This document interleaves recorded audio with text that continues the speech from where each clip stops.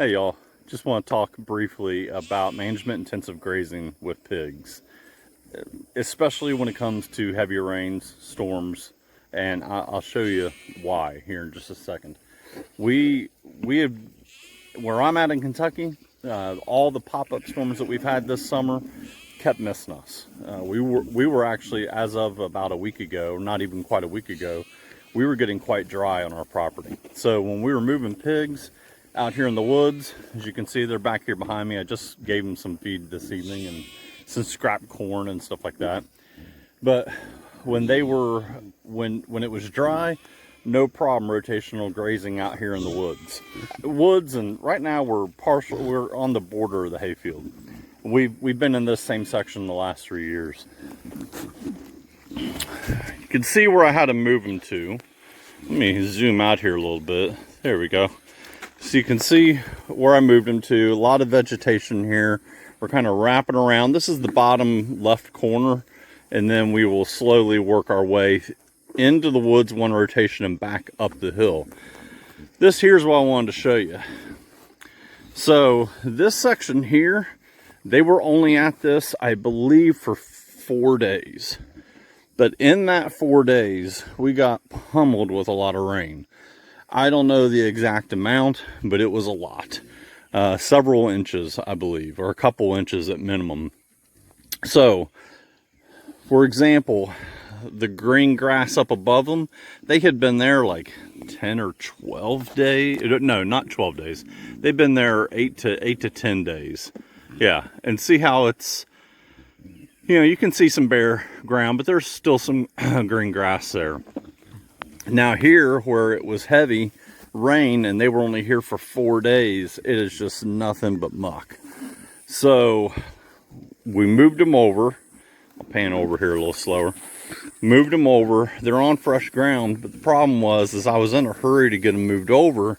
And I don't know if you can make it out in this lighting, but their fence is back there. And I did not make it to where we could cut through there and over.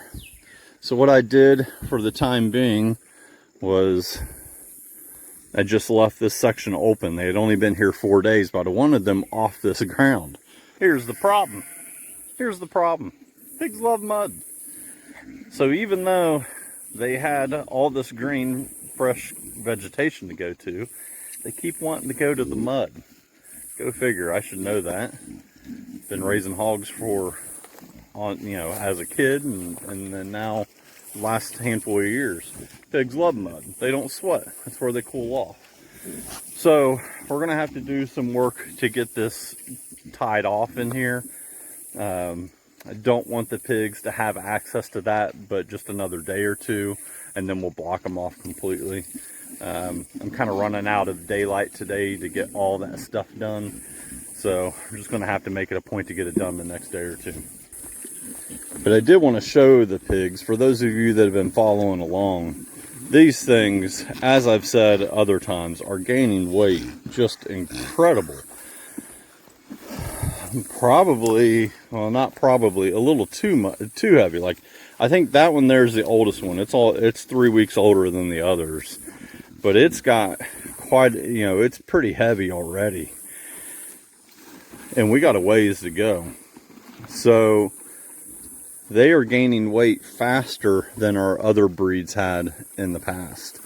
We are still on our, once again, this is for people who may have watched in years past. We're still on the outside line working down. We snake through the woods at least 3, sometimes 4 times, and end up clear on the top of the hill in the back corner normally. These pigs, however, I don't think are going to make it the whole way through the woods, which, no big deal. We can always put goats and sheep through here. We need to follow the pigs up with the goats and sheep later on anyway, but it's different, I guess, is what I'm getting at. It's different than what we've done in the past. These pigs are growing faster, and I wasn't expecting that. So when you're dealing with heavy rains and your management intensive grazing with hogs, got to be careful. you got to adjust your days. Like I said, I've kind of already failed. I wanted to block this all the way off, but I just don't have the time to get it done today. Going to leave it another day or two. It gives them a cool spot to lay down if they need it. Although they lay down, you can see right underneath that tree. Looks like their prime area. Right there. It's in the shade from that cedar, and it's pretty wet. But we'll get this blocked off here the next day or two, and then start working our way back up the hill here momentarily. So far, as I've said in every other video, I'm loving these Idaho pasture pigs. You see this line? Even with that heavy rain, they were not putting mud up on the line and causing it to short out, which we had issues with in the past with our other breeds. So, would I raise Idaho pasture pigs again? You betcha. Not even a question there.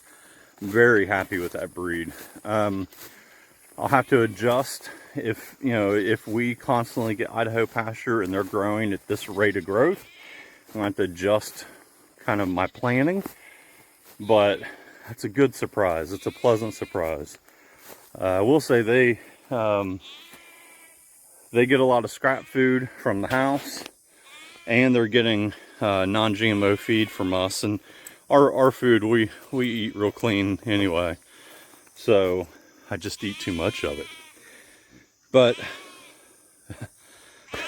side note, you can hear Pee-Pee, you can probably see Pee-Pee. Watched our lamb videos. We're trying to wean her. She does not need 2 bottles a day. I've cut down to 1, and here in another week we're going to just cut her off. She's not happy with me. She is not happy. She does not want weaned, but we're going to have to. So that's it. I just wanted to show management intensive grazing, how important it is to move them based on your terrain, just the environment that you're in, but also pay attention to the rainfall, especially with pigs. They will slop it up.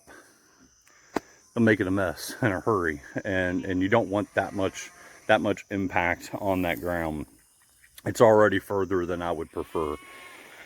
So we'll get this blocked off here shortly, and then keep them moving we're doing it every 5 to 10 days.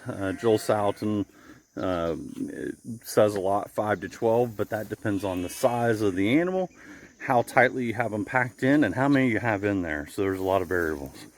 But thank you all for watching. If you haven't already, hit that like, share, and subscribe. If you're not subscribed, why not? It's free. And thanks. Send me a comment. Talk to you all later.